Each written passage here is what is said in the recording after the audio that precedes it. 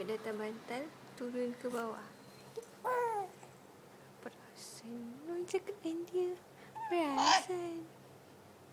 Perasan orang cakap dengan dia. Perasan ke?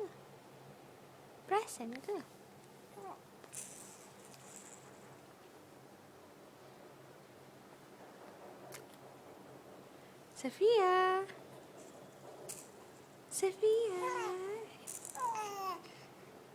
Ke? Lagi.